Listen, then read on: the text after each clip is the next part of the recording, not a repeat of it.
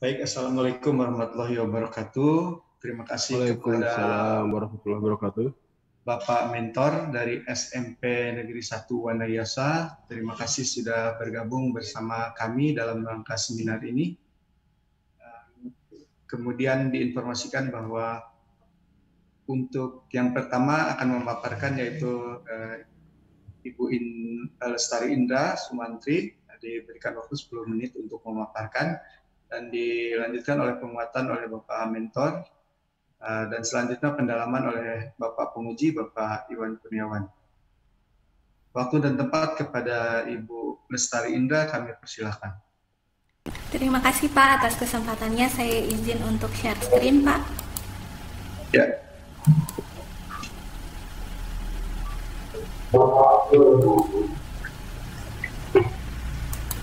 Recording in progress. Baik, bismillahirrahmanirrahim. Assalamualaikum warahmatullahi wabarakatuh.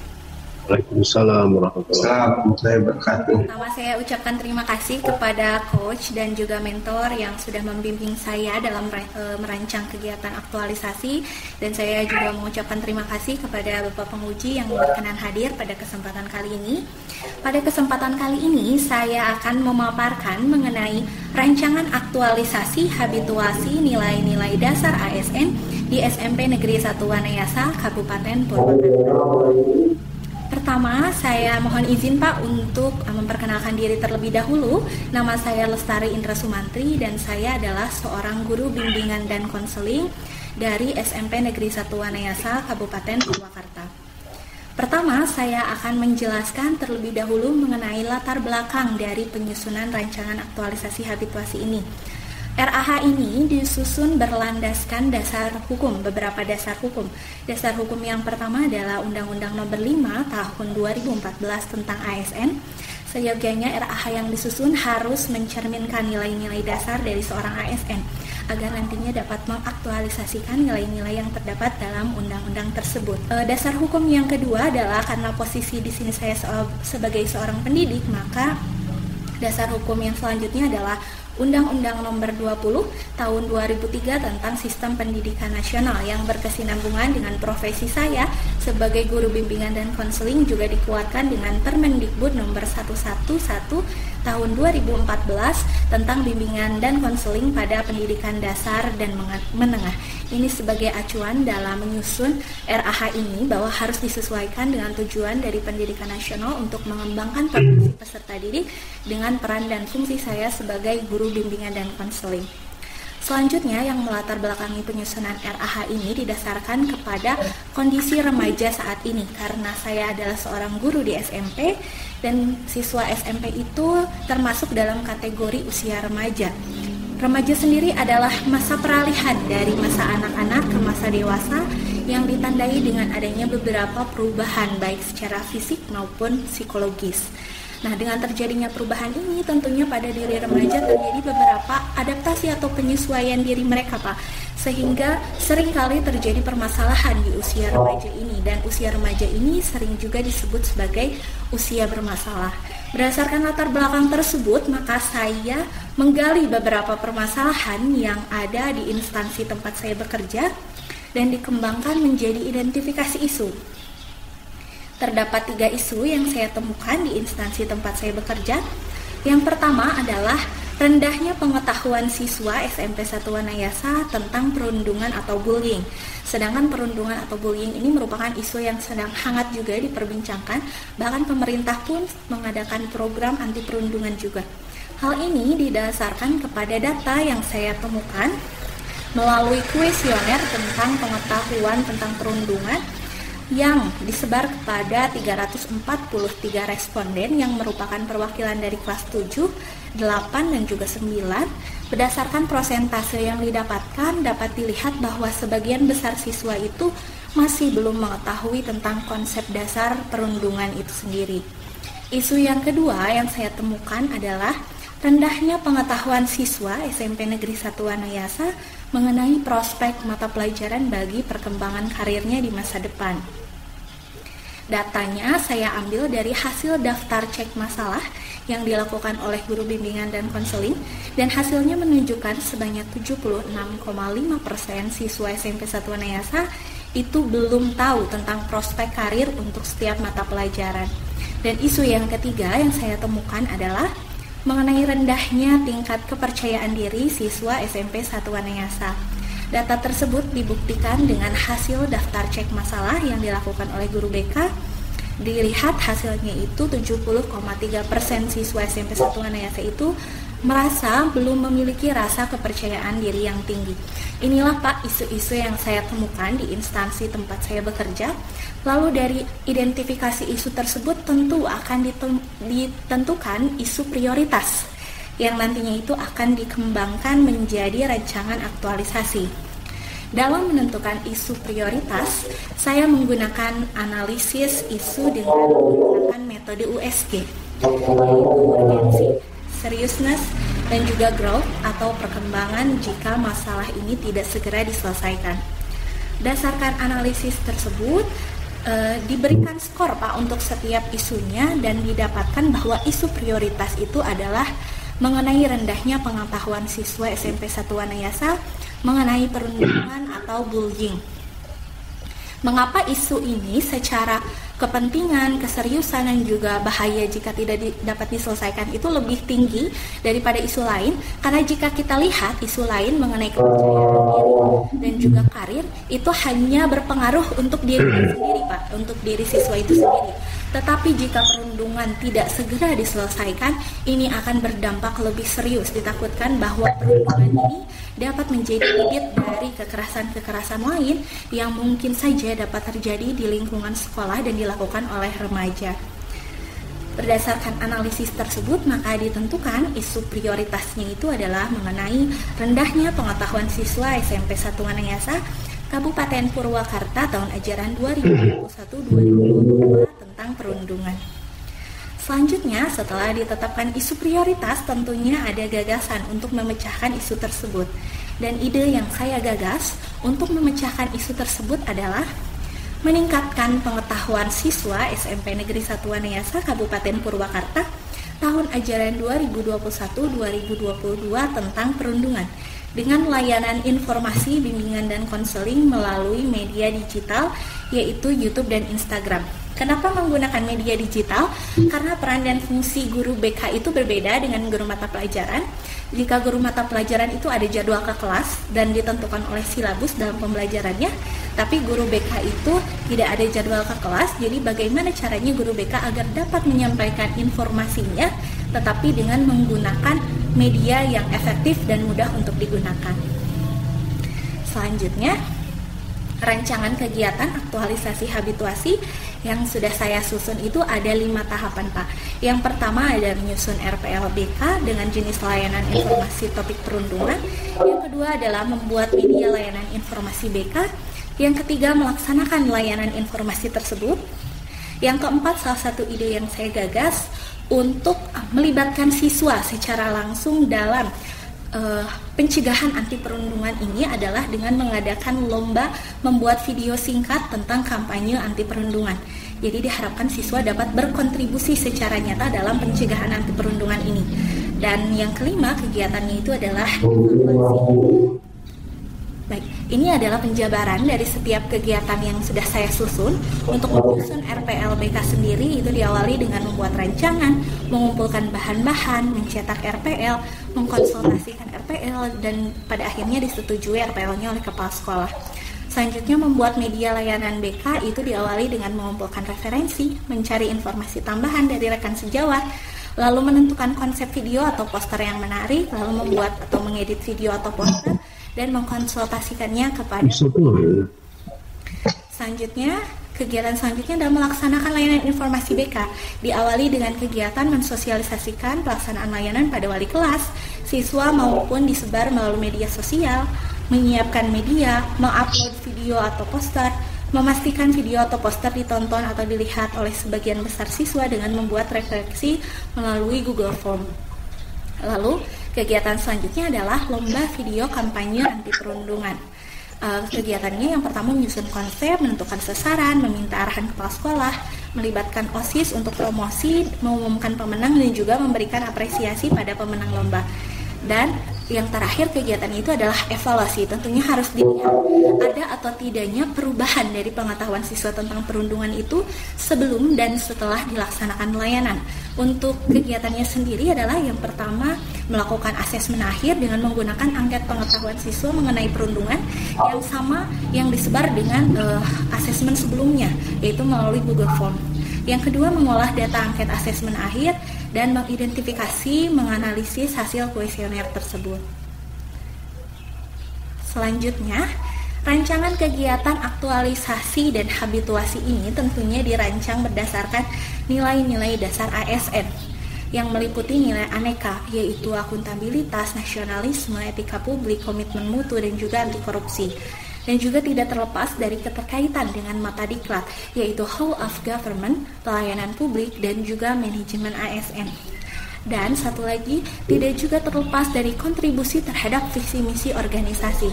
Di sini dapat dilihat bahwa salah satu misi dari SMP Negeri 1 Wanayasa itu adalah menjalankan atau melaksanakan pembelajaran yang efektif, efisien, dan mengoptimalkan penggunaan IT. Ini sesuai dengan rancangan aktualisasi yang telah saya buat dan saya susun dengan mengoptimalkan penggunaan media atau teknologi. Adapun jadwal pelaksanaan dari rancangan aktualisasi dan habituasi yang telah saya susun adalah untuk minggu pertama saya fokus kepada menyusun rencana pelaksanaan layanan BK dengan jenis layanan informasi topik perundungan. Untuk minggu kedua itu sudah mulai dilaksanakan Pak untuk pelaksanaan layanannya, tetapi saya simpan di hari Jumat. Jadi hari Senin sampai Kamis itu saya fokus untuk membuat media dan pelaksanaan layanannya itu dilakukan pada hari Jumat agar tidak mengganggu proses belajar mengajar. Karena kebetulan di sekolah saya itu pembelajaran tatap muka itu adanya di hari Senin sampai Kamis. Jadi saya tidak ingin mengganggu kegiatan pembelajaran di sekolah, maka saya simpan untuk layanannya itu di hari Jumat, dan hari Senin sampai Kamis itu saya fokus untuk membuat media layanan. Di minggu berikutnya juga sama, untuk media layanan yang diberikannya sebanyak 3 kali, dan untuk di bulan November tanggal 8 sampai 13 juga itu dilaksanakan juga lomba video singkat anti perundungan yang untuk mengkampanyekan anti perundungan itu Pak. Dan di minggu terakhir saya fokus untuk melaksanakan evaluasi. Sekian Pak pemaparan dari saya, kurang lebihnya mohon maaf dan mohon arahan juga dari penguji dan penguatan dari mentor. Terima kasih. Assalamualaikum warahmatullahi wabarakatuh. Waalaikumsalam warahmatullahi wabarakatuh. Terima kasih Ibu Lestari Indra Sumantri atas pemaparannya. Selanjutnya kepada yang terhormat Bapak Kepala Sekolah SMP Negeri 1 Wanayasa selaku mentor dalam hal ini, kami persilakan untuk memberikan dukungan dan penguatannya. Waktu dan tempat kami persilakan. Ya, terima kasih. Assalamualaikum warahmatullahi wabarakatuh. Waalaikumsalam. Yang terhormat Coach Bapak KBP Rahmat Kurniawan, kemudian Pak Penguji Pak Iwan Kurniawan. Ucapan yang pertama, syukur alhamdulillah Pak, karena sekolah kami itu hampir 10 tahun tidak tersentuh oleh guru BP ya. Alhamdulillah untuk tahun 2021 ini kami kedatangan seorang CPNS, kebetulan BP ya, yang memang kami perlukan. Dan salah satu kegiatan yang memang untuk penguatan CPNS tersebut yaitu di Klatsar ya, salah satunya adalah program RH ini. Dan beberapa hari sebelumnya mungkin saya sudah ngobrol-ngobrol dengan para CPNS ini untuk mengaktualisasikan kegiatannya di sekolah dengan cara membuat kegiatan seperti ini. Dan alhamdulillah terus terang setelah melihat rancangan yang disusun, saya punya harapan yang sangat besar Pak di sekolah kami, karena memang apa yang dipaparkan tadi khususnya ini mengenai perundungan ini jarang sekali tersentuh, dan memang ini hal yang baru buat siswa ya. Kenapa demikian? Memang yang namanya perundungan itu seringkali terjadi di sekolah ya, baik itu melalui verbal, fisik maupun sikap yang secara tidak langsung tidak disadari oleh anak-anak tersendiri ya. Karena apa? Karena anak-anak itu mungkin tidak bisa membedakan mana itu konflik, mana itu bercanda, mana itu perundungan. Sehingga itu dianggap hal biasa. Padahal untuk siswa-siswa tersendiri ada yang merasa tersinggung ya. Jadi karena memang itu kurang memahami tentang perundungan ini. Nah, dengan adanya program ini saya sangat mendukung sekali untuk menciptakan suasana sekolah yang sesuai dengan program kami, yaitu sekolah ramah anak. Alhamdulillah untuk program ini saya kira akan mendukung kepada arah sekolah ramah SD ya. Jadi sehingga anak di sekolah itu merasa tentram, tenang belajar di sekolah tanpa adanya kegiatan atau praktek-praktek perundungan tersebut. Ya.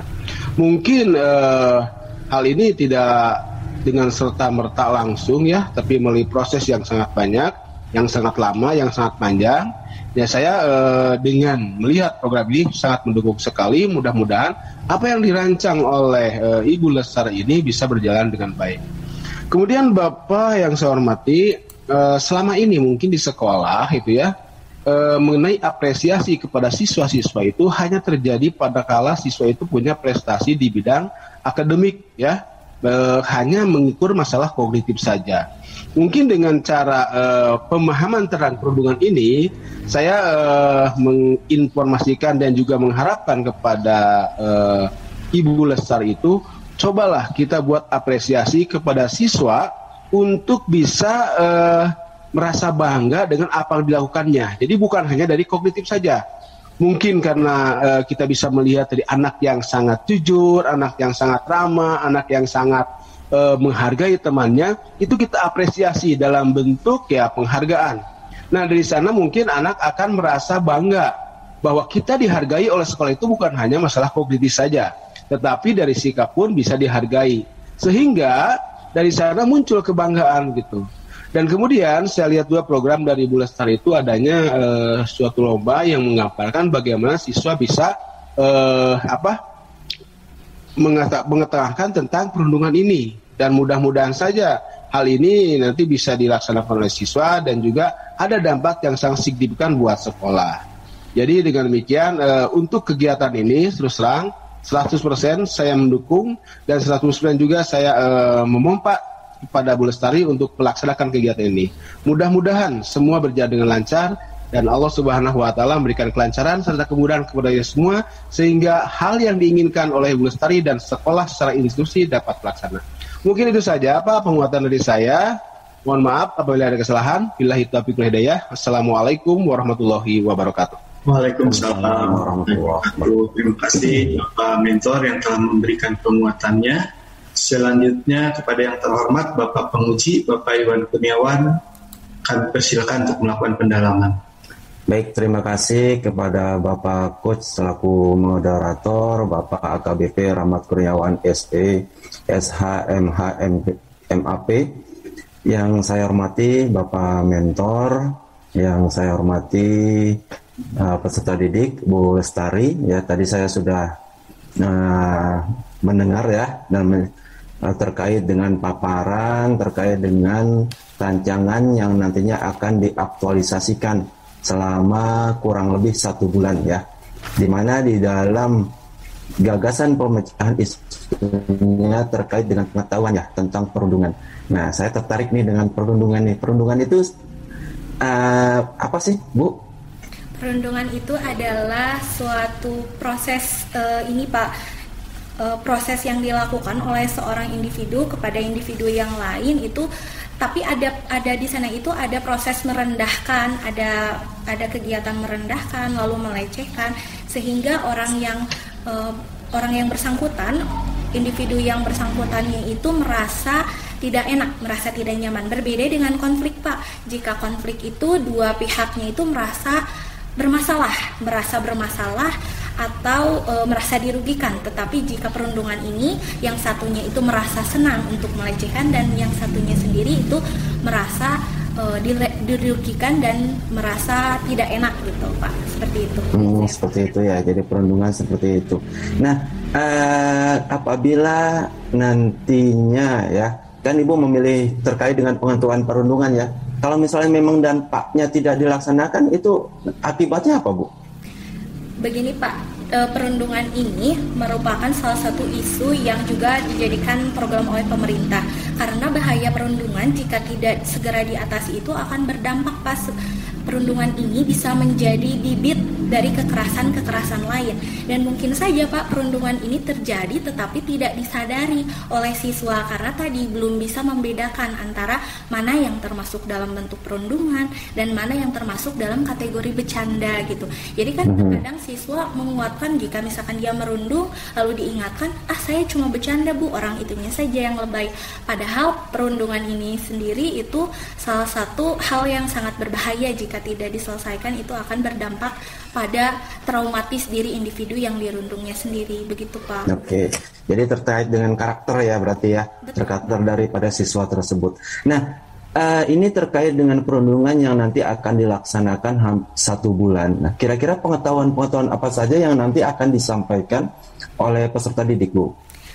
Pertama, rencananya saya akan menjelaskan mengenai konsep dasar dari perundungan, Pak. Seperti mungkin pengertian perundungan itu seperti apa.